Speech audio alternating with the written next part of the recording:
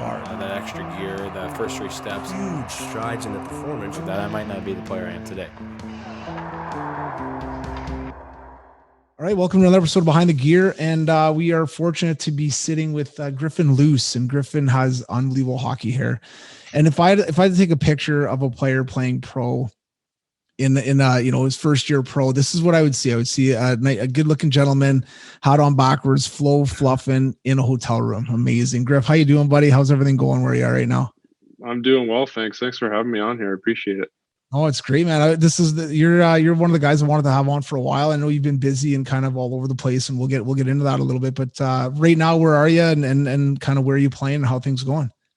I'm in Rochester playing in the ECHL here. So I got here start of February. Been here for a couple months now, and got called up from the East Coast League, and was fortunate enough to get a spot here. And a couple of things went my way, and found myself in the lineup here. So I'm enjoying my time. It's been great so far. Oh, that's awesome, man. What was it like? We'll get to the beginnings, but what was it like playing the East Coast League, obviously coming out of university and, getting a chance to play pro, which is awesome, especially in a weird year like this when not all the pro teams are playing and a lot of guys sitting at home right now looking for opportunities. You get a chance to play in the East Coast League, and which is a great league, and you're playing games, you're doing well. What was it like getting the call up, or did you kind of sense it a little bit, or was it one of those things where you're obviously hoping for it? I think most of the guys are hoping to get an opportunity to climb levels. But what was it like when you did get that call up and, coach pulled you in, I'm assuming, and said, "Hey, Griff, I got to talk to you after practice or after a game"? What was that like? I think getting the call up obviously I was surprised. It actually kind of came out of nowhere, but kind of going back a little bit, like the start of the year, like obviously you said it's a weird year because of COVID and whatnot, but I just wanted to go somewhere where I could play games and get some pro games under my belt. And I felt like the East Coast League, like I knew they were playing, so I knew I would be in the lineup and playing and whatnot. So I went there so that I could kind of get my feet wet in the game of pro coming out of college.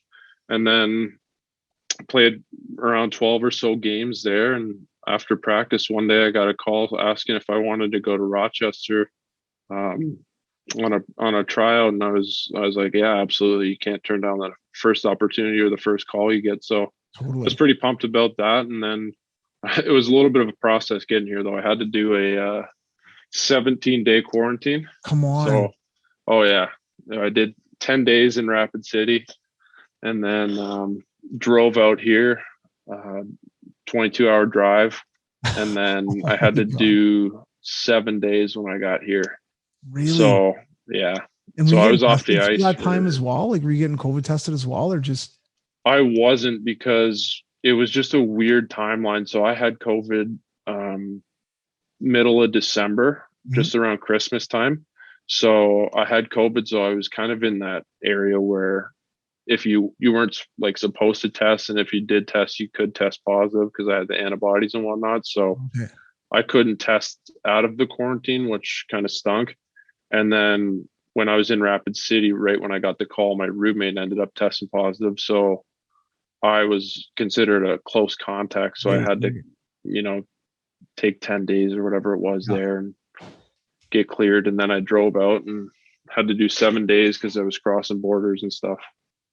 Gotcha. Okay. Yeah. Okay. That makes sense. Now, you said you had COVID. What was it like? What was COVID like? Was it like, did it wipe you out? Was it crazy? Were your symptoms pretty mild, or how that? I had pretty mild symptoms. I was just kind of congested and just tired, but it was interesting. Like when I got to Rapid City, it's out in South Dakota, so there wasn't a ton of rules in the state. Like obviously the team followed the rules and whatnot, but for the most part, it seemed like a lot of guys were getting it early on, and we had a period there where it was like we were having different guys in the lineup and in the team every day. So it was it was kind of a wild experience. Like I don't think you could go 2 weeks there without getting COVID. So that's crazy.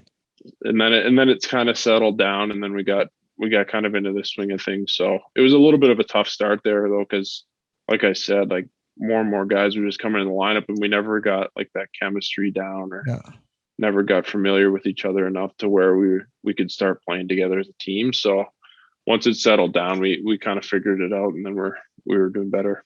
So if I had like hockey skates and a stick and maybe some gear and was like played a bit, like could I have maybe had a chance of like playing a game with Rapid City? Cause you guys were cause I've heard of teams like calling guys randomly that maybe are a couple years retired being like, hey man, can you come fill in for a night? Or like, was it like that? Was it getting to that point where you're just like, Yeah, need a couple guys to fill the lineup here? Yeah, that happened. Okay, like we had a goalie. He played in Rapid City for a number of years. Has number retired there. Works a job right now, and we had both of our goalies go down, and we were like, well, we need a goalie. So he hopped in the net for us for like a game or so.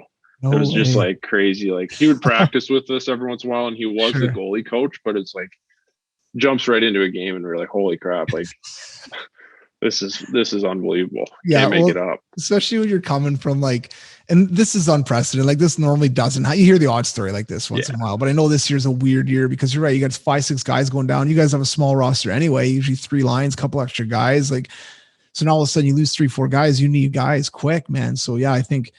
Yeah, literally, if you had a little bit of pro experience or college experience and you could play and you're still somewhat fit, you might have to slide in the lineup here and play. Oh yeah, for sure. Oh, it was wild. But if you were over the border, I bet you would have got the call. Yeah, I would have hit the decline button on that one, I think. But for you, kind of born and raised in the kind of London, Ontario area, obviously, and come from a hockey family, anybody who's looked up, your last name with Luce. And, I know you've told the story many, many times, so you don't have to go into crazy depth, but your dad's been involved in the NHL for years, as a scout and been with, Florida and now with Vegas, and has done an amazing job with what he does. And then your grandfather was, an all-star and played, almost 900 games in the NHL and played a lot of his time in Buffalo, and obviously has a bit of a legacy there and stuff like that. But what was it like growing up in that kind of hockey kind of family and I guess pedigree? I'm assuming you had skates on. Before you could walk, you probably were wheeling around or trying to, your mom or your grandfather's probably trying to walk you around the house in skates. But what was it like kind of growing up in that kind of environment? It was great. Everyone always asks me the question if like hockey was like forced on me and never did I ever get that. It was always my option and my choice. And I kind of just fell in love with the game right away because, like being in a family where you're just around it all the time, you kind of take it up. And I think from, going way back, like I always had a stick in my hand or always had my skates on. And I was lucky because my mom's dad used to build an outdoor rink for us growing up. And honestly, he wasn't a hockey guy at all. Yeah. Like the only reason he really got into hockey is because my parents met. My dad was playing at the time. So, and he built the outdoor rink for my brother and I, and we would just spend hours out there every night. So I kind of fell in love with the game there. And then from there kind of grew, and I was able to kind of get exposure to like pro hockey in the NHL. And I always remember going into the locker rooms as a kid with my brother. And that was always a cool experience. I'd always get super excited to kind of just be around the guys. And that's an atmosphere that not a lot of people really get to be around, but when you are there, it's a really, really special treat for sure. Yeah, I know being around in the locker room, like even, being, even when I played or now that I'm, kind of on the coaching side of it, seeing like little kids at 4, 5, 6 come in the locker room, playing mini sticks or taping their sticks or chewing on bubble gum that's endless in the pro locker rooms is always, always fun to see that, them being in that environment and kind of being a little bit of a hockey playground for some of these young kids, which I'm sure you and your brother were exactly like that for sure. The outdoor rink, I put one in this winter just because of COVID, and it was a weird year, and kind of wedged the small one in my backyard. And man, it was awesome. Like I enjoyed it, but I have 2 young kids, and they spent a bunch of time on there, and it was a lot of fun. Something that I'll probably try to do every year, just because. Just even for the outdoor activity part of it and just spending an hour or 2 out there at night, messing around, shooting pucks and playing, just being kids, it was awesome. So I can imagine you and your brother had some pretty good battles, I'm sure. On the I used to be goalie though. He used to make me put on the pads. I always That's wanted the younger to be brother role, bud. That's the younger brother role. There's nothing to do with that. That's true. Yeah. But it's great. Yeah, no, it was great times though. And like you'd have your friends over and whatnot and just you just have no idea of the time when you're out there, and like you get better, you do reps that you don't even really think that you're doing, but as long as you're feeling the puck and skating out there, like you're going to be getting better. 100%. I couldn't agree. Even my little guy's 8, my little girl's 7, and when they got back on the ice, because we were shut down in the winter for a little while, and the rinks opened back up, and they got back on to play with their teams and stuff. And I noticed a difference. I was like, holy geez, like just even their edging a little bit, their puck control, like you said. My daughter's shot got like way better. I was like, holy geez, like it was, and I could see it on the outdoor rink, but it was a tiny little outdoor rink. And then when they got back on a bigger rink and playing, I was like, wow, this was really cool. And like you said, I was never out there barking orders. I wasn't running practice for them. I was just letting them go play. Like when I built the rink, I told them, I'm not building this. I'm not building this for you to like go out every night. I'm not going to tell you ever to go out. If you want to use it, use it. If not, no problem. I loved it. I jumped out there quite a bit and messed around even when they weren't around. Like it was great. Well, you were using it for like videos online too, exactly. right?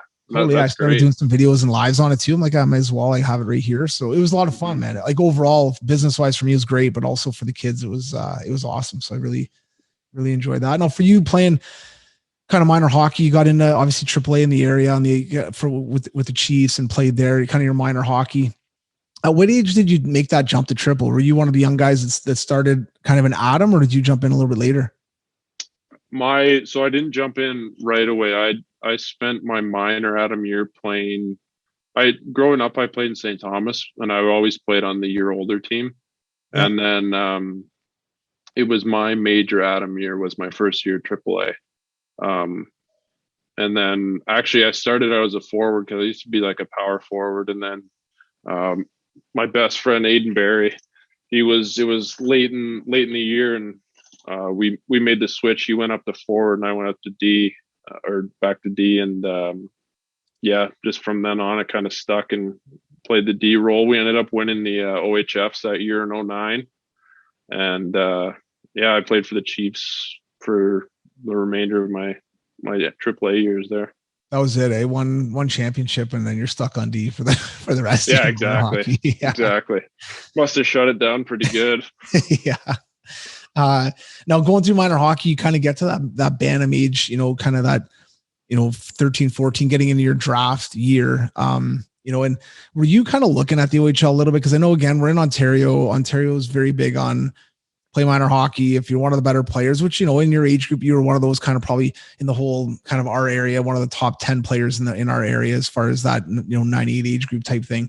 Were you kind of thinking of the OHL? Was it always some kind of on your mind, or did you have exposure to like college, NCAA, things like that at an earlier age? Just because I know your dad was involved, your grandfather was involved, and I'm sure there's not just one path where a lot of young players especially feel like, well, Crosby did it this way, or Tavares did it this way, so there's so many ways to get to where you want to go. So did you have your kind of, were you kind of educated on different avenues to get to where you wanted to go, or was it all, or did you have the OHL in your mind a little bit? I mean, I think it's kind of hard not to have the OHL in your mind because you're just so immersed in that. And, I was able to, grow up with the guys the year older than me. So they went through it the year before, and, we had Trav, that was number 1 overall pick, Law, and like Mitch and those guys. So it was obviously like there. But I think at a young age, my dad made it important to him and for me in my development to kind of expose me to different avenues, because I don't think that a lot of kids in the area really get that exposure and see college hockey and whatnot. So I remember my first ever college hockey game I went to was Michigan State versus Notre Dame. And it ended in regulation, a 0-0 tie.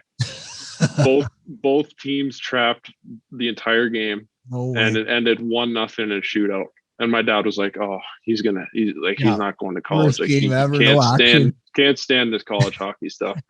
And so that was a funny story that, he was like, "Oh, I picked the worst game to go to," but he made an emphasis to kind of give me that exposure and just see all the different options that there are out there, because like, not everyone has the same path, and it's what's going to get you to where you want to be at the end of the day. And everyone's got a different path. So I chose the college hockey route, but I think early on, like I knew that the OHL was going to be an option for me. And I think had I stayed for my draft year, I think I would have been a pretty high pick and then would have played in the OHL. But like I said, my mom's an educator. She wanted me to get an education, And now that I'm here, like I'm playing pro hockey, but I have a degree from Michigan in my back pocket. And I think some kids don't understand that. Yeah, you love the game and you love playing it and it's your deepest passion, but it ends at some point. And what are you going to do after it ends? And to have that education and the degree to fall back on whenever hockey does end for me, I think that was one of the biggest roles in my decision to go play college hockey. Oh, that's cool. And just to kind of catch people up to speed a little bit on our relationship, I got to meet you, Griff, years ago with minor hockey and kind of helping out teams and small groups and things like that. And then we had our kind of hockey academy here in London called Peak at the time. And we had, some players in there, like you mentioned, like Travis Konechny and Lawson Krause and Mitch Van de Sample. And I think Jared McCann, you might've crossed paths with a little bit when he was there. And, so obviously players that were at that time, good players in minor hockey and looking to try to get drafted. And you end up coming to the academy, and that's how, I kind of got to know you much better. And it's really cool for me to see you 8 years later or 7 years later and see you kind of now playing pro in the ECHL and, going on to Michigan, which is awesome. But you kind of did a little bit of an unconventional thing in our area where most kids in our area, if you're playing AAA and you're one of those top 10 or top 5 even players in your age group, you're going to stay in that AAA group to try to get drafted as high as you can in the OHL. And, for parents out there, I think this is really important to hear. Your father, and I'm sure you and your mom and your brother probably sat down and had talks about this, but like, what's the best route for you? Is it to play in the OHL as maybe a big, strong defense, but maybe not ready to play at that level right now? Not to say that you wouldn't have been successful or maybe had an unbelievable OHL career, or do we expose, you, Griff, to other things and take you down to the States and play prep school hockey and do something a little bit different? And in your minor midget year, which is the draft year up here, so that 15 kind of U age group, Griff, you took off, you went down to prep school and which was, at the time I loved it. I remember talking to your dad about it. And I'm like, no, I totally get what you're saying. And I think it's a really good option. I think it's a really good decision, but it's also a really difficult decision. So what was it like going through that? Because I'm sure you had scrutiny from buddies. Like, what are you doing? Are you crazy? Like, you're going to be one of the leaders on our team. We're going to play in the OHL Cup, like all these things that are probably going on. So what was it like, from even outsiders for, talking to you guys and things like that? Was it kind of, I'm not saying shunned upon, but were people like kind of questioning, what are you doing? And for you guys, what was it like behind the scenes as far as making that decision? I don't think it was shunned upon. It's just at the time, I don't think a lot of people were aware of the different options. It was kind of foreign to them. So it's like, I'm gonna go play prep school hockey, and they're kind of like, oh, what's that? And like I said, I was lucky that my dad did expose me to that, and just with his field of work, like I was able to kind of see that. But I think it offered me a little bit more exposure too, because you kind of have your pocket there in Ontario where a lot of guys go to the OHL. Mm-hmm. And I think for me, it was just like, I was lucky. I'm dual citizen, so I was able to go and play in the US as well and get the exposure there. So it kind of just opened my options up. But it was definitely tough to make the decision, leaving your friends, kind of starting something very, very new to me at 15 years old. Like that was tough. But I think the biggest part of it was that my brother was going to be there. Yeah. Because I think had he not gone, I think it would have been a little bit different of a decision, because he had just finished playing in the OJ for Hamilton, and he wanted to keep playing hockey, and it was the only opportunity that we had to play together. But I think having him there at school was definitely probably the biggest piece of the puzzle to kind of make that all come true, because like I said, leaving home at that young of an age is hard to do. So having a familiar face there was definitely helping in the option to go there for sure. Yeah, that's super cool, man. What was it like playing with your brother? Because you and your brother are close buddies. Obviously, probably love-hate relationship like all of us and our brothers. Good fights, but hanging out all the time. But what was it like getting an opportunity to play with him? Like how fun was that? That'd be sick. It was super special. Him and I, like, it was really cool because so I went to Salisbury, and it was the second year in a row that we won the prep school championship. Is the New England championship. So we were able to win that together. But like, you've never really had well, him and I, at least, like, you see each other at home every day after school and whatnot, but like being on a team with somebody, like, you're around them 24/7. So I think that experience actually brought us a lot closer.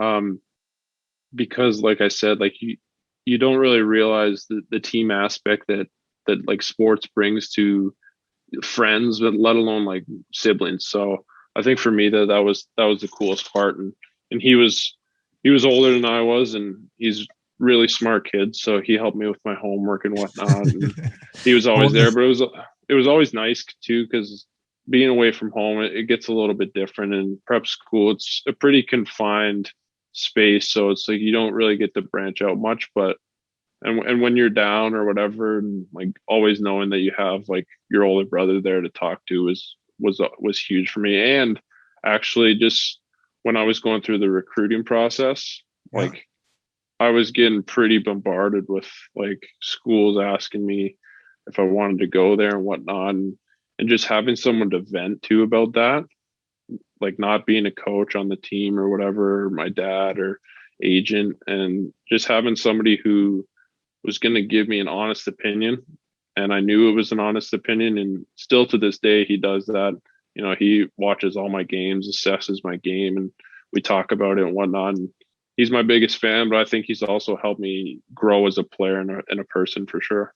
That's awesome, man. No, it's huge. And I think a lot of people listening to go, oh, poor you, you got all these schools after you, poor guy. But at the end of the day, like, those are stressful situations for a 16, 17, 18-year-old going through it, where you don't know what the right decision is. You don't know if you should go to this school or that school. And at the end of the day, for you and for anybody looking at different opportunities, when you're playing in Northern Ontario or Saskatchewan or wherever, that's awesome. And some of those leagues are unbelievable and they're heavily scouted. But when you go down into the eye of some of these areas, like a prep school in Connecticut or Boston area, or, you know what I mean? Or anywhere like Minnesota, now all of a sudden you're in the eye of a lot of these schools, and you get a lot of recruits and recruiters there looking at players. And all of a sudden, you're getting on the radar with a lot of these teams, which is huge. Right. So having somebody there that, you don't sound, because a lot of times when you start kind of bitching and moaning about all these schools, you sound arrogant, or you sound, you know what I mean? Where it's your brother, like, you can kind of have those kind of candid conversations with them and get honest feedback, which is,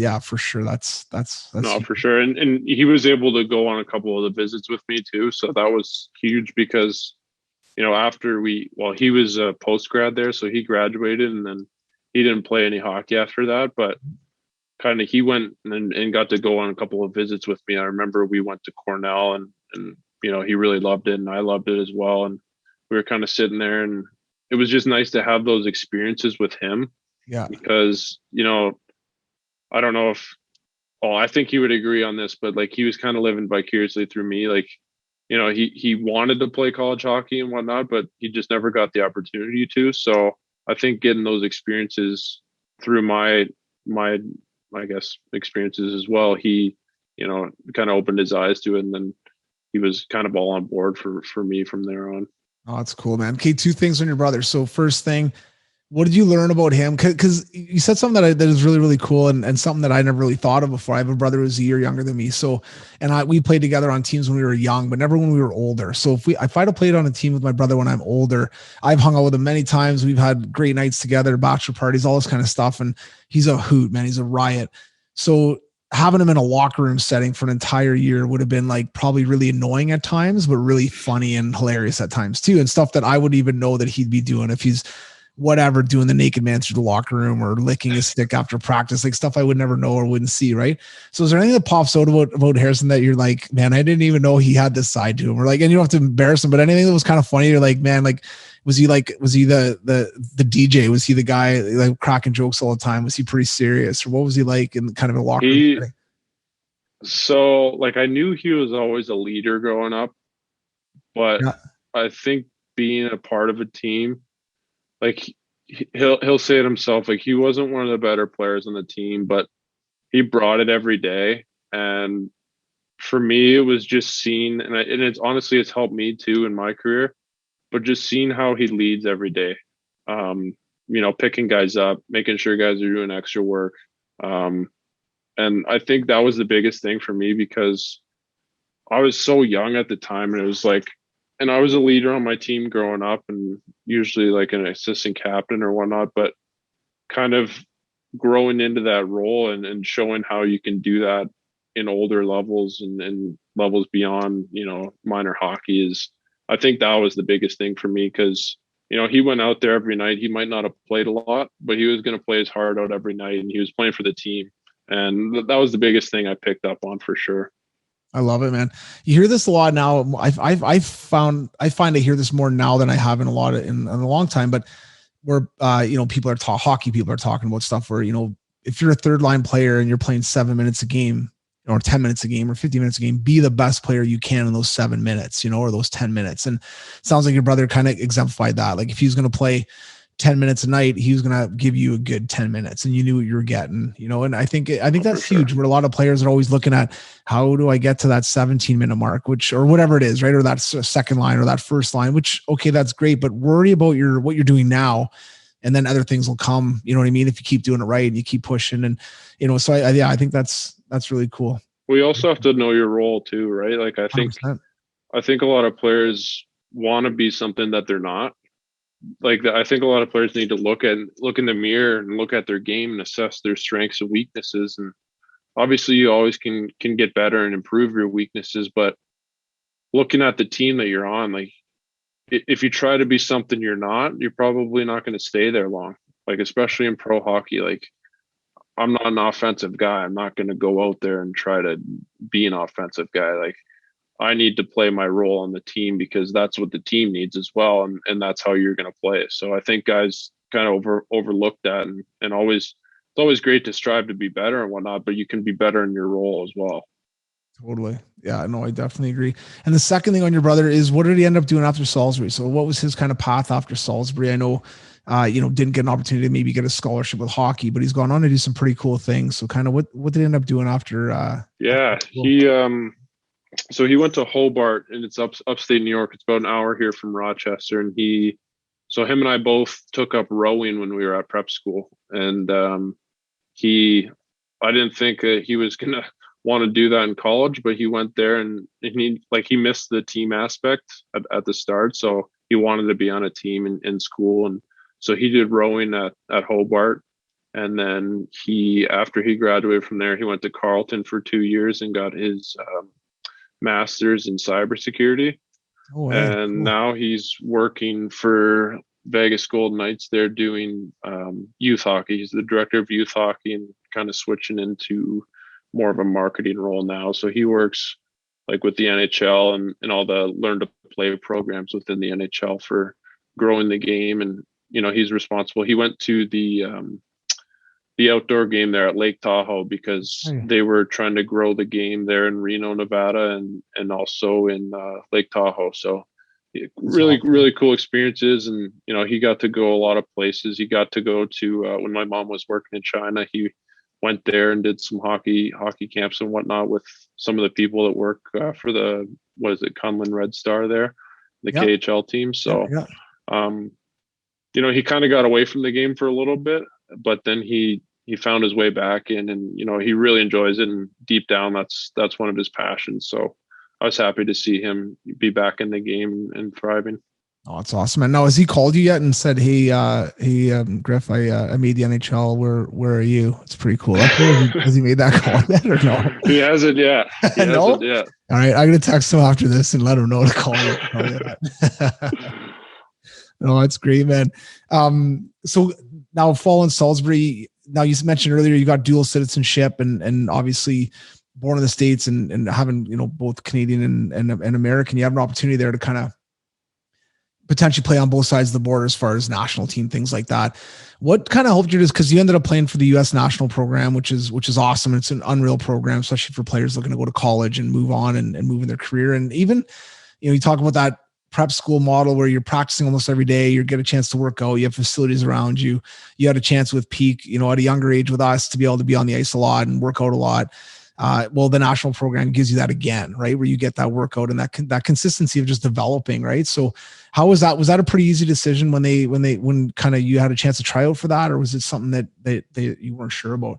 Yeah, it was a really easy decision for me. Like you go to the 40 camp, which is like 40 of the top players in the country for your age group, and then I got the invite to play on the team, and it's like, how can you turn down an invite to play for your national team every day? Like, you get to wear that, and honestly, I didn't really think of that until you just said it, but it was kind of like an extended version of peak, in the sense that, like, you're on the ice every day, you're in the weight room every day, and I loved peak so much, and I think looking back on it now, like, I never really thought about it in that sense. So I think that probably would have definitely helped my decision going there, because I thrived at peak and I just loved being around the guys and being in the rink and developing. So my decision to go there, it was definitely an easy decision. So, and my time there was good. It was fun. Like, you're around 40 guys, but you're around like your core group of guys on your team every day. Like, you do everything together, and some of my best friends till this day are from that team. So I think it was just a really cool experience, and we got to go play.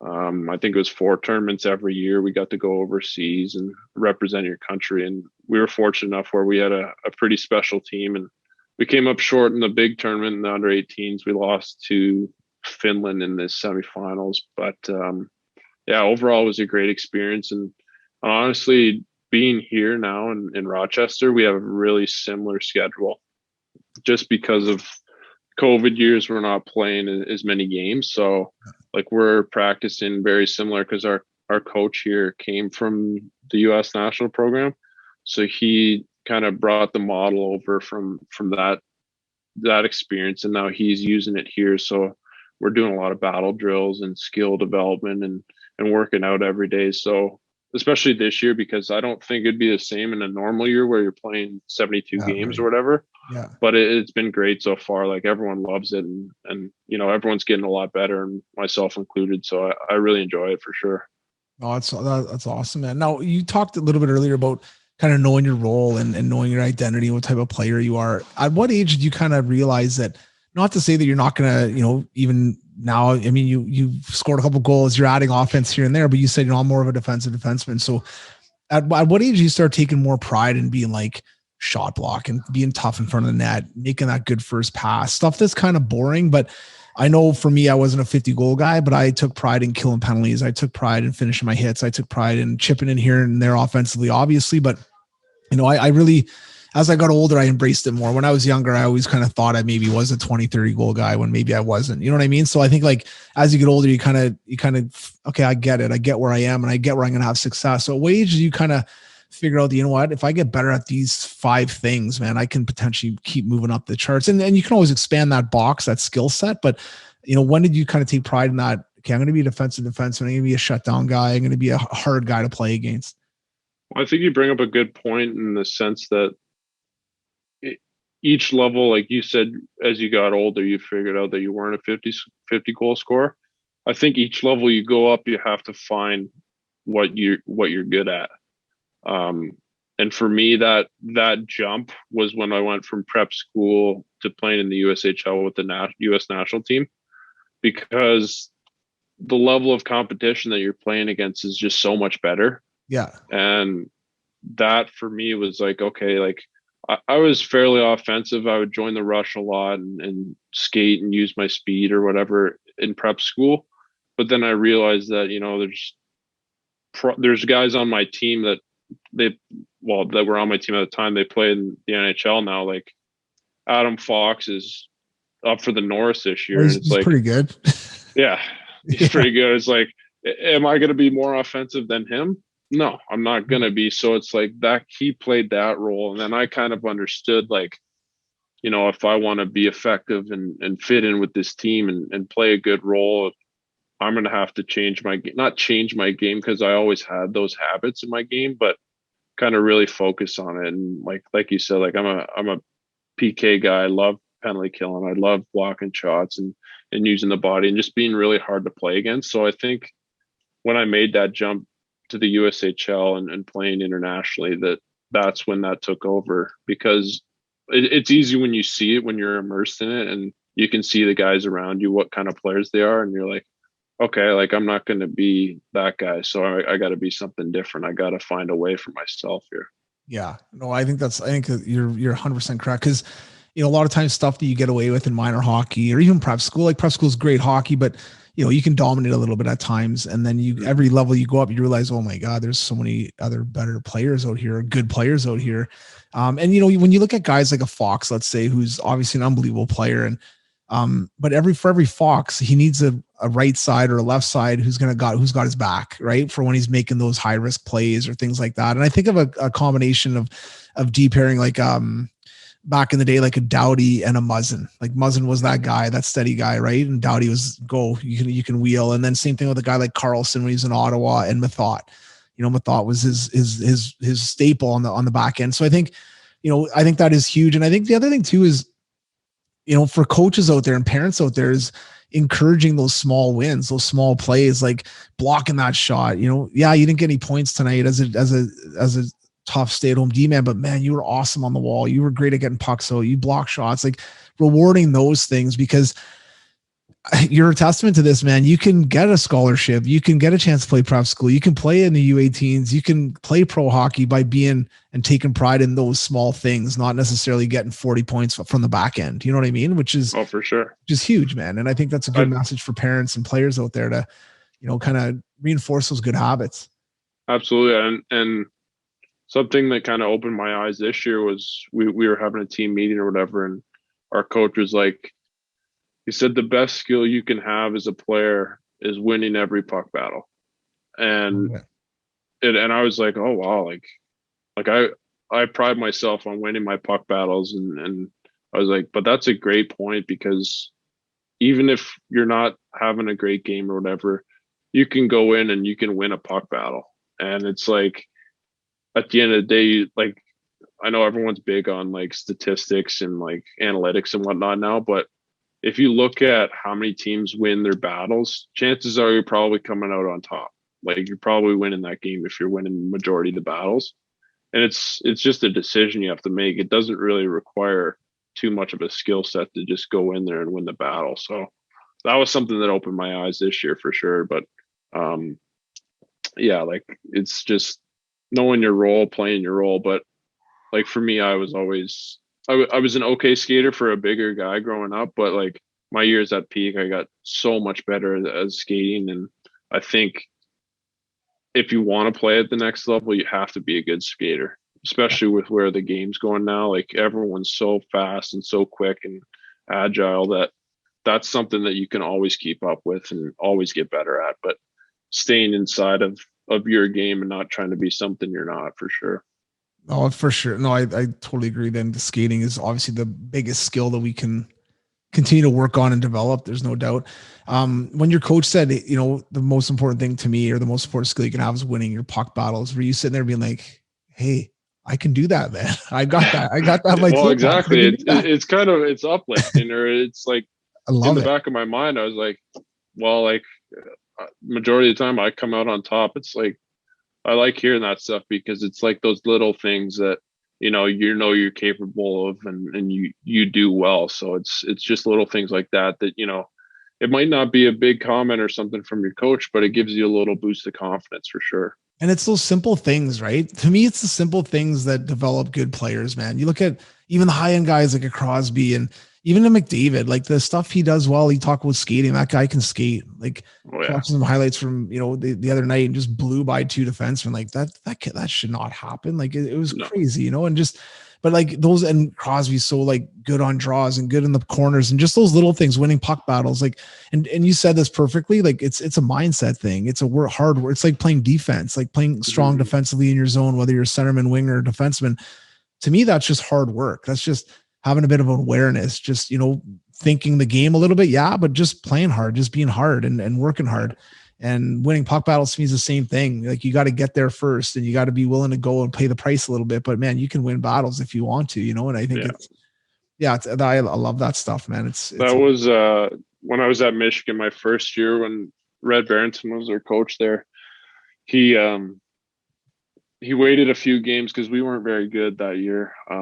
But we were losing a couple games, and I think he's done this with a few of his teams, but he printed off his paper, and it's like pretty short note, but it's about playing defense and how defense is a mindset, and how like if your skills aren't showing up that day, well, Yeah. you got to find it in you to have that mindset to play solid D. And it's just about that one opened my eyes as well, and it was really cool experience just to have a guy like Red Berenson kind of share that with the team. It was really cool.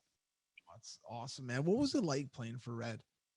Like Red was great. yeah. Red, like I've heard I so many loved good him. things about him, and like just as far as he was a fit guy, he was just a team guy. Like I was talking to a gentleman who won the national championship with them years ago, Blake Sloan. He was on the podcast actually. He was awesome. Like, but he was speaking about him, and just like he would like back then he would like jump into skating drills, and he was like, he was just So what was it like a young guy?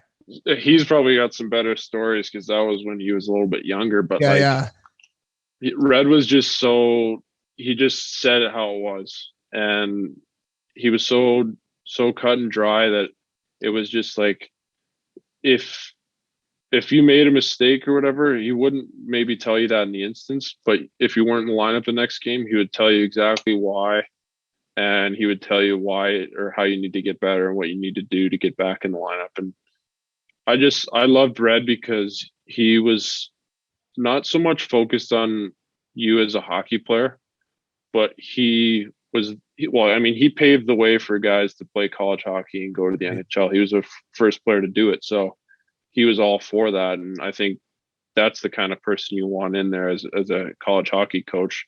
But he, for me, was awesome. Like the wisdom that he had and just like the experiences he always had a story for something, whether or not it was related to hockey or not. He always had some way to tie it back into life and just growing as a person. And like my family I grew up in, it's all about being a good person. And I think for me, that's also probably why I fell so in love with Michigan, is because I was relating to Red on that level, and it just felt like a comforting place and felt like home for me right from the beginning. Oh, it's awesome. And that's one of the things that Blake mentioned too. Just, he got to know a lot of his players as people. Right. And I think that is huge. I was talking to Clark Singer from Western University here in London, and he mentioned that in our conversations about, you got to get to know your players as people. And I think a lot of times as coaches, and you've played a long time now, you've had coaches that probably don't even know much about you or your family, or, you know what I mean? Or haven't taken the time, and I'm not knocking them. It's just, there's a lot of pressure to being a coach. And a lot of times I think coaches just feel like it's X's and O's and executing and winning and passing and shooting. When at the end of the day, man, I think you can get a lot more out of your players when you actually know what buttons to hit, and you know what type of people they are, and you know how you can, you know what I mean? So the better you get to know your players in college, you're kind of in a good situation as a coach, because you bring, Griffin Luce in as a freshman, you potentially have him there for 4 years, hopefully. Yeah. So you have those, 2-3 years to really get to know that person really well, and or that 4 years to get to know them really well and get the most out of them. So yeah, I think that's such a good trait, man, for a coach to really hone, is get to know people or players as people. Yeah. I really wish Red usually does a big like canoeing, like fishing trip with like guys in the senior class every year. So he takes them up to like, I don't know, somewhere in like Saskatchewan or whatever. And they go on like a big hiking and like canoeing trip. Cool. Yeah. And I was like, oh, I wish I would have been able to go with him, because he does it now I know his grandson a little bit. So he's gone on it a couple times, but that'd be something I would love to do with him. That's cool. Yeah. That's really cool.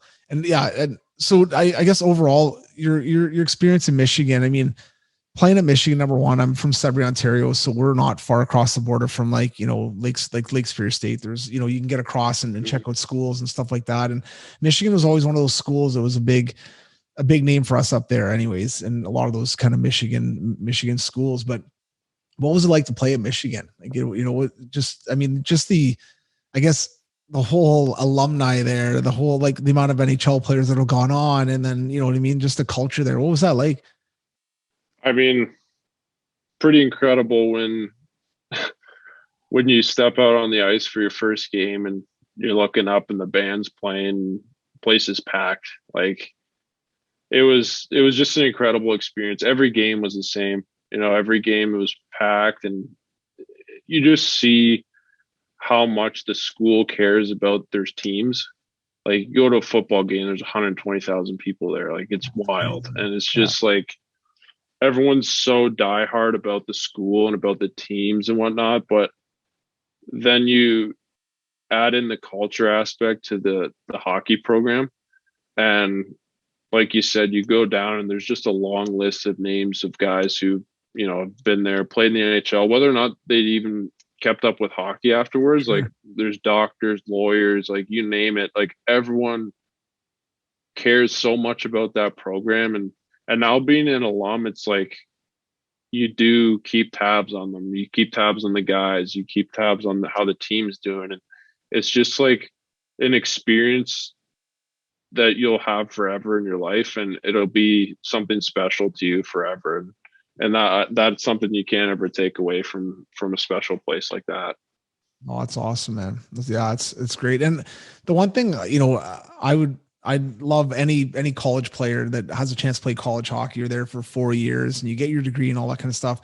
It's always nice to hear college players saying that, yeah, man, I'd love to go on a canoe trip with my head coach. Or I'd love to just play golf. You know, like that to me is like, that kind of sums up those 4 years where you can't wait to go back for the alumni golf tournament, or you can't wait to go back and see the boys, you know. And we had a reunion a couple of years ago with us and a bunch of guys. It was unbelievable. Like it was so fun to be back there and just see all the guys, a lot of guys I hadn't seen in years. And it's so cool. So, it's awesome, man.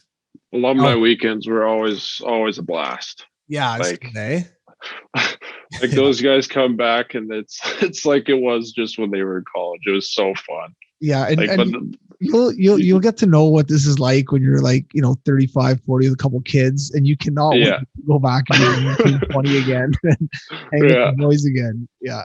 Well, it's understandable for sure. Oh yeah. It's like you're 21 again back in school, man. It's the best. Yeah. It's so good.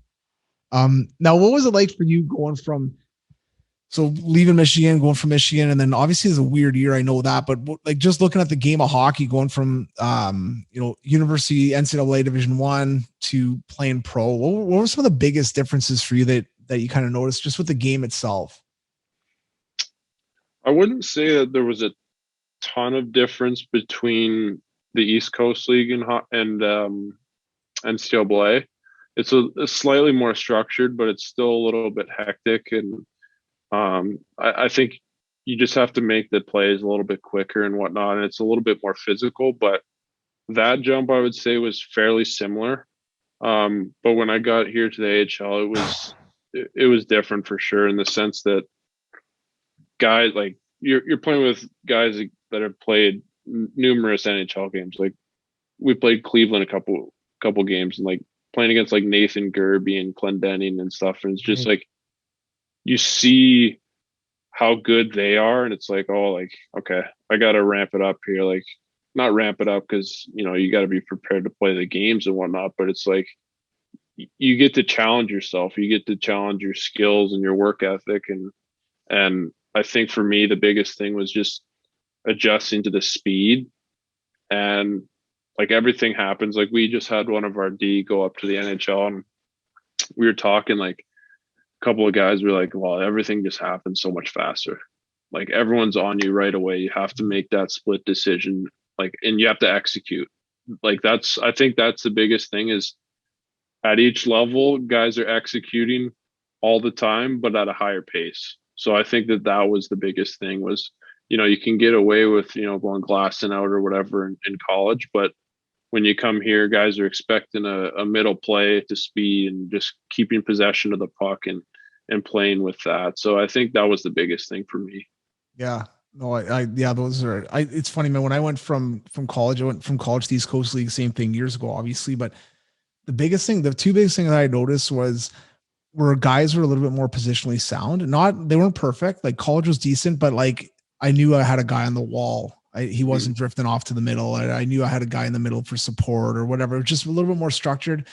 And the other thing, because speed wise, I think college is pretty fast. Like overall, it's like, I always say it's a little bit like horse racing. Like you have 4 lines of guys that can motor and just open the gates, let them go, you know? And you're just fired up because you spend all week just waiting to play 2 games. Yeah, right. Yeah, exactly. Right. So you're just blowing everything on those 2 games, and then you got a whole week to work out, recover, get ready, go again. So yeah, it's definitely a fast paced game.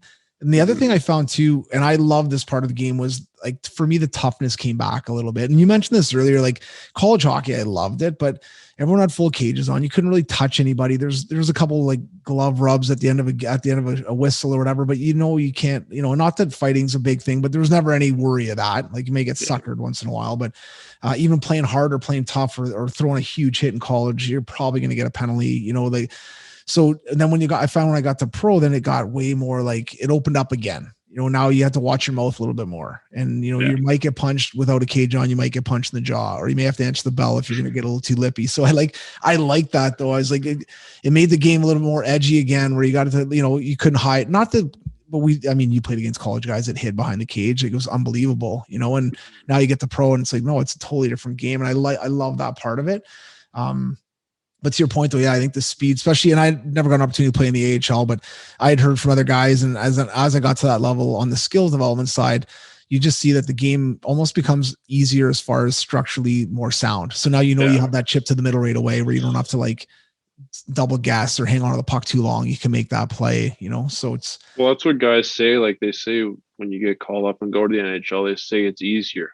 Yeah, because like you're saying, guys are where they're supposed to be every time. Because if they aren't, they're not going to be playing there.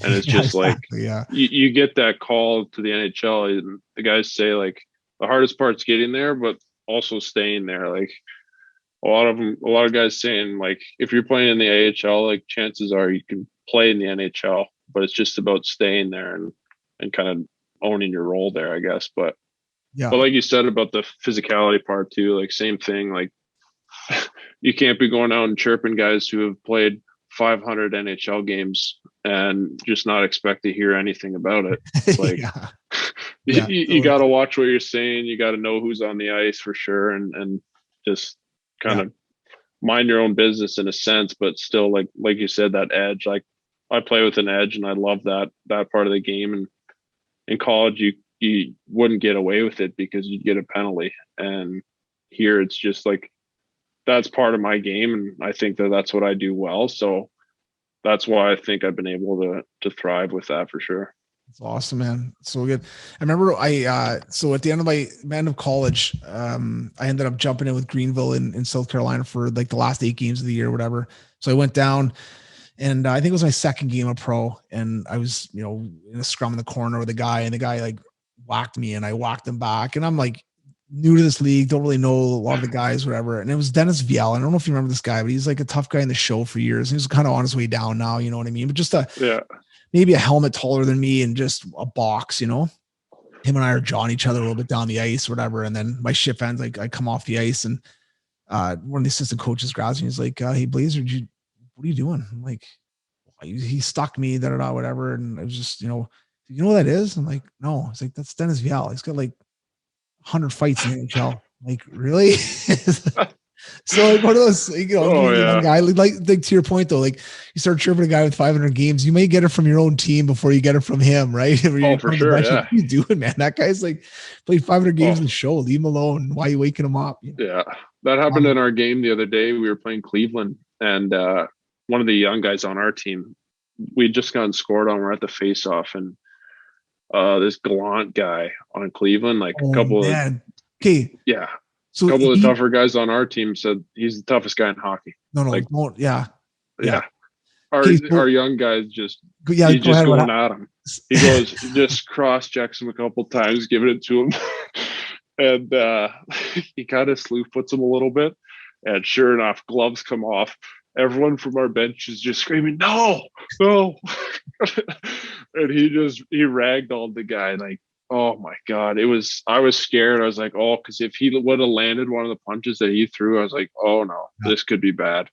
But and then the guy on our team was like, oh, I didn't win the fight. And all the boys were like, you're going in that one, you're never winning that fight. It's like the fact that you even did it is just amazing. Yeah. Mad respect just for stepping in there. But those are the things everyone's like, oh, fighting in hockey. But to me, that's a good lesson for some young guys. We're like, don't bark up the wrong tree, man. There's got to be a little bit of respect to the game, and that's something that Gallant is he's a veteran, man. He would not have fought that guy if that guy did not deserve it. Yeah. But funny story about Glenn is there's him and his brother. I'm not sure if his brother's still playing or not, but yeah, he's playing in Stockton. when I coached in St. John, so I coached St. John Sea Dogs in the Q. Well, he played for me. Like I was assistant coach there with Jacques Beaulieu. And honestly, Griff, like he was a piece of spaghetti, like not a big guy at all. Really? From I think Cape Breton, like just a tough kid, man. He would fight any heavy in that. And back then when in the queue, like a lot of fights were set up in warm up or on the bus ride to the game. Guys were texting guys in their team, being like, he's going to fight. He was so impressive. And then the fact he's still playing right now and he's still like one of the more feared guys. It's unbelievable, but tough is not even a word I describe him with. Like he's crazy over. Yeah. It's impressive. Have you seen that Ice Guardians on Netflix? I haven't watched it, but I know what you're talking about. He's like one of the main guys in that. Okay. So it's like he's just a nail gun. yeah, that's a good way to put it. He's a nail gun. Yeah. Oh man, pro hockey's the best. Now going from college to pro, did you notice a massive like let off in your schedule? Because like in college you're like class, practice, workout, class, and rinse and repeat. And then you go to pro, you got like get up in the morning, go to the rink, practice hard, workout, and then 1 o'clock you're like, yeah. Right. Well, like, it's been. I honestly I enjoy it though. Like, oh, it's awesome. Because I think a lot of people see that, like they know that, like, oh, you go to practice every day and then you got the rest of the day to do nothing. But it's like if you're going to be a pro, you spend the rest of the day taking care of yourself. 100%. You know, like if you want to last long in this league or in this profession, like you can't be going out and doing a ton of stuff. Like you have to, bring it every day or else you're going to be out of a job. So I think for me, like I've learned that you put your work in, then you have some relaxing time and you take care of yourself so you can go back and do it again the next day. But it's been a little bit different this year because I think like we're not supposed to really hang out as a group as much, which isn't fun because it's like, we have a really good group of guys here. Being my rookie year, it's just weird. It's so much different because you don't get that interaction time with the guys away from the rink as much. Yeah. So that's not as fun, but there's not much you can do about it. But like we're fortunate that we have a great team here and everyone gets along, and we've been golfing a bunch with like some nice weather and stuff. So it's been good to get out with the guys and kind of get to know them on a personal level, like away from the game. Totally. Yeah, for sure. But it's nice now to be able to just like focus on hockey, right? Because when you think about it, your whole life, you've been school, like life, hockey, and now you get a chance just to focus on hockey. And then, like you said, in the afternoons, if you want to go for a walk or you want to have an extra workout or you want to stretch or whatever you got to do. But to your point, like, and we just saw it, I think last night with Marlowe, like that, the amount of games that guy's played is insane. And it's crazy. When you think about how he's done it, he's probably done it with a lot of like extra stuff away from the rink, keeping his body in shape and doing the right things. And man, that's a lot of miles on those tires. Right. So it's impressive to see him still going and still playing at a high level and still producing. It's well, did you see that video of I watched it just before I got on here with you. The guy from San Jose goes like, "What keeps you coming to the rink?" And then like he just started crying. He goes, "I just love it. There's nothing like it." That's and awesome. It's like, any day at the rink. Like one of the guys said it to me this year. He goes, "Any bad day at the rink beats a good day in the office." Yeah, and it's 100%. Like you're doing what you love every day, so it's like you have nothing to complain about, and all you can do is bring it. Yeah, and but like not having class is definitely nice. It's just like you get to focus on one thing, and I'm taking actually a little bit of a class like just on my own right now, just because there is time that you have to kind of fill with your downtime. But like I'm doing like an accounting course right now and a little bit of personal finance stuff. So it's keeping the brain sharp and trying to, even if I don't do anything with that in the future, it's good to know for yourself. Right. So No, that's, and not though, like to me, personal finance stuff is like so applicable to life, man. You know what I Yeah. mean? Oh, exactly. And if you've got an extra $1,000 or $5,000, like what can that money do for you right now a little bit or help you out in the future? And that's awesome, man. I was going to ask you that exact question. Like, have you picked up any little hobbies on the side aside from that? I think that's awesome. Taking classes is great because you go through 6 to 8 months of not reading anything really, or not even like go to class. You feel like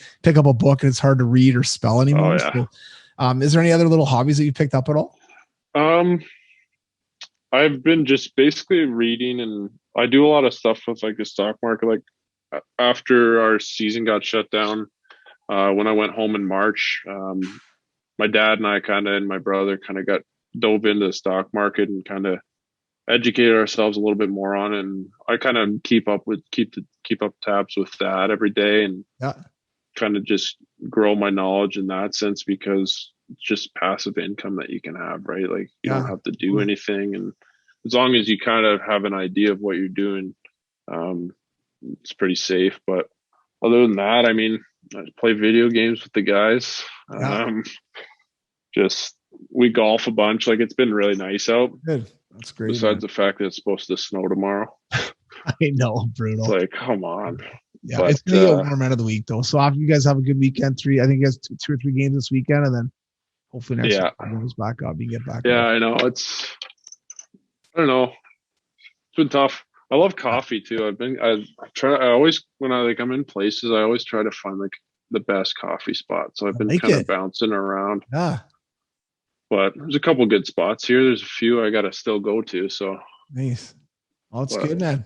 Listen, I know I don't want to take up all your time, but I really, really appreciate it. I'm gonna leave you off with a couple quick little questions, just kind of more for kids and parents out there too. But when you think about kind of your game and you know, you've gone through, you know, a lot of years of playing hockey and minor hockey and continuing to kind of reach that next level and playing well at that next level and having success at that next level, what are a couple of things that you would tell yourself or young kid at 13, 14, 15? So kind of that Pee-wee Bantam, you know, going in that minor midget year type thing. What kind of stuff advice would you give them on just, man, if you want to play at that next level, like these are a couple of things I would keep in mind. It doesn't have to be hockey skills, but it could be just anything, like stuff that you think about, whether it's mental stuff or it's, you know, anything. But yeah, what kind of advice would you give a younger player? I would just say is just keep your options open, like, and don't be closed-minded with what you think you have to do. Like you see the paths of different guys who have made it to the NHL. No path is the same. So open your eyes to different options where you can play and whatnot. But that I would say, and then also is just have the mindset. For me, it's every day is a tryout, and you got to prove it and never letting off the gas. But also, I think some kids face adversity and they don't know how to handle it sometimes.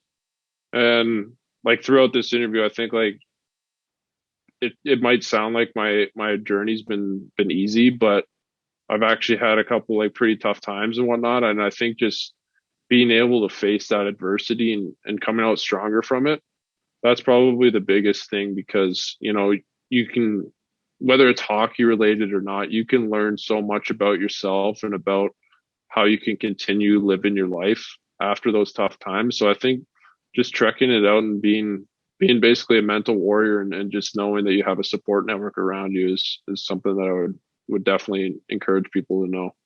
I love it. I want to touch on that real quick. So, and you don't have to get into specifics, but when you look back at some of those crappy times, and I'll give you an example, like my first year of college was terrible. I played 11. I got scratched every second game. I was your typical freshman, hardly played. Like, I was going to quit, going to transfer. And this is a story that a lot of players have. Don't get me wrong. My dad got sick that year. So it was a tough year. I was going to quit hockey and go home. Right. And just help my mom, all these other things. But it was a terrible year. I hated hockey. Didn't love going to the rink, and it was bad. But long story short, I look back on that year, and that year was probably one of the best years of my life as a human. Like that, I look back and I got so much stronger, and my mom was a huge help. My family, my brother, my sister, but my mom especially was a huge, huge reason why I got through that, number one, but also just it made me so much stronger. Like, and to your point, you kind of mentioned this, but what's an obstacle that you kind of had to overcome? And you don't have to get into specifics on it, but you know, when you look back on that obstacle, what kind of guy did you come out of that, you know, how did you come out a little bit better than you went into it, I guess? I mean, for me, I think it started when I was at the US team. It was tough because like you're playing with the best guys in the country. So it's like you're not going to be playing a ton. And that was difficult for me. And then I had mono, and then I had a knee surgery, and it was just like I had a long time, and it just felt like everything was falling apart. And it was like, and I look back on it now, and it helped me my freshman year at school too, because I was in and out of the lineup. But like, it might suck while you're doing it, but the support network that you have around you, like people want to talk, see how you're doing, especially your teammates. If you have good teammates who really care about you, like, and just kind of learning from those experiences, because now I feel like, I can do anything. Like I went through some tough times and, been down, but you take that into into your life, and you kind of look back on it and you're like, oh, it really wasn't that bad. And and for me, I think just learning from those experiences and taking what you learned about yourself and applying it to your everyday life and becoming a better person because of those experiences. I love it. No, I think it's great, because a lot of times you're right. We look at the big picture of Griffin Luce or whoever, Sidney Crosby, and we think, oh man, everything just worked out. And I was playing in the AHL, or now I was playing in the NHL. And there's a lot of things that happen along the way, whether it's, getting bullied, whether it's getting picked on, whether it's getting healthy scratch, whether, whatever it is. Right. And I think, yeah, it is huge to be able to come through that. Now, when you were going through those tough times, because I know even injuries, man, like you go into dark places with injuries because you're not traveling with the team. You're not hanging with the team. You're usually isolating a little bit as far as doing your therapy or whatever you're doing. So you kind of feel like you're a little bit on a bubble, and you feel like the end is so far, especially with the knee surgery, even mono, like you don't even know how long exactly to come back, and you're just spinning the wheel. Right. Who are some of the main people that kind of helped you get out of that? Like, was it kind of leaning on your brother, leaning on your dad and your mom? Like and what was your mindset? Were you because real quick, I broke my leg a couple years ago, and I remember like the first 24 hours, you're kind of like, oh, whoa, me, poor me. And then I remember just being like, screw this, man. I'm getting back on my feet as fast as I can. Like, I don't care. And I kind of changed my mentality quickly and was like, let's go. So for you, what was your mentality like, number one? And then who helped you kind of get out of that? I think I was the same way, as especially like this I actually applied it to this summer too, because I didn't know where I was going to play. I didn't, I started in the East Coast League when in my mind, I thought I was capable of starting in the AHL. And you kind of just use that stuff. And my mentality is just like, you use that stuff as motivation. You use it to get better at whatever it is, whatever it might be. And just using that every day for just that extra fuel that you might need to push you through the day. And I think that can make you just so much stronger and so much better as a person, but also whatever you're trying to get better at. I think that's huge. And then just the people I leaned on, like I leaned on my brother a lot, and my parents as well. But I think the biggest was my second year at the U.S. national team there. I switched billets, and my billet mom, she was a math teacher at the high school that we went to, and her and one of her coworkers, like I would go up and spend lunch in their room every day and do some homework or whatever. But they really they were like a mother to me that I didn't have at the time. And I think those two women were huge in that role, and honestly, I think they were huge because it wasn't about hockey. Like it had nothing to do with hockey. It was about me as a person. They didn't care if I was a hockey player or if I was going to school for like an academic scholarship. They just cared about me as a person. And that's, I think for me, was why they helped me so much through that experience. Oh, that's awesome, man. Yeah. And I think that's really good kind of advice for any players out there. Cause when you go away from home or you're living away, you don't have that, that show up at home and your mom and dad are there, even the billets are awesome and you get really comfortable with them and they're like a second home. you're not going to tell your brother to shut up, or you're not going to, Yeah. you're not going to be like, it's just not the same. Right. So Exactly. finding those people in your area, whether it's a buddy or a girlfriend or a teacher or somebody that you can just have an outs, because it's nice to get out of hockey. As much as we love hockey, it's nice to just talk to somebody as a person, not as, oh, you're so-and-so number 5 for Michigan, or you're you know what I mean? It's just nice to have someone that you can just talk to. And it's awesome. So I think that's great advice for any young player out there, just moving away and trying to find that other little bubble of people that can help you out for sure, man. And that's what I love doing. Like, I love fishing and golfing in the summer. Like, and I'm sure I might be with guys that play hockey as well, but it's like, you don't go into those times. You don't talk about hockey. You don't talk about, what's going on for the season and whatnot. You're just kind of in the moment. You talk friend to friend, not hockey player to hockey player. And I think people don't understand that, like it does take a toll on you sometimes when you're so immersed in it all the time, and it's just constantly 24/7. Like, you have to step away from it. It's like somebody who's so immersed in their work and, going home to their family or whatever, like, just completely forgetting about that work day. Like, that's what everyone needs. And that's, like, especially with the mental health stigma and like everything going on in the world with mental health, like, it is a problem. But I think that people need to be more open and not really look at, like, people through a lens. Just, you just have to be a good person and just be there and listen and talk to some people, because sometimes that's all they need. Well, yeah, I think that's huge, man. And we'll kind of leave it on this. I think you're 100% right. And I think that's a massive thing for a lot of people. And I've dealt with a lot of buddies over the past year and just talking. And I have my own experiences when my dad got sick. I didn't tell anybody and talk about it. I kind of bottled it like most guys do for a good year. And I remember I told my buddy about it, and he like lost it. He's like, why didn't you tell me about this last year? Like, he played on my team and good buddy of mine, and, shared tears with him, like broke down a little bit. But after I started talking about it, I felt so much better. And then you kind of find out that everyone's got a bit of a story of like having sucky times in their life and having obstacles to overcome. And then you feel like you're not so alone. When I went through it, I felt like I was alone, where as soon as I started sharing it and talking about it, I felt way better. Maybe I was dumping my crap on somebody else. I don't know, but I felt way better. And I got, maybe some advice, or, hey, guess what? My so-and-so went through this, and like, oh, no way. And then you're sharing stories a little bit, and it's not easy to do that. So I'm not saying, I'll just go and talk to people, but if you can find that person or those couple people that you can really confide in and you feel non-judgy, because a lot of times I think we don't want to say stuff because it makes us sound weak, or, we got a bad family or whatever that is. Right. And it's like, you want to find people that aren't going to judge you and that you can share it. Cause you're right. It's that communication piece, I think, is huge for overcoming stuff and just getting through stuff and helping each other through, this isn't an easy year for anybody. There's no doubt about it. So being able to have those conversations and talk a little bit about it, and people know that, no, man, you're not alone. Like, everyone's going through some weird stuff, and not to like share war stories, but just to be able to communicate and talk about it and get stuff off the chest is huge, For sure. No, definitely. I agree. Buddy, listen, man, this has been awesome. And I really, really appreciate coming on. This has been, this is great. And I'm looking forward to seeing how the rest of the season goes for you, obviously. And then it's nice, I know it's a weird year, but it's nice to get a good year of pro under your belt, which is awesome. Yeah. Everything. It's honestly it's not a bad year to start. Like, you're not playing as many games. It's true.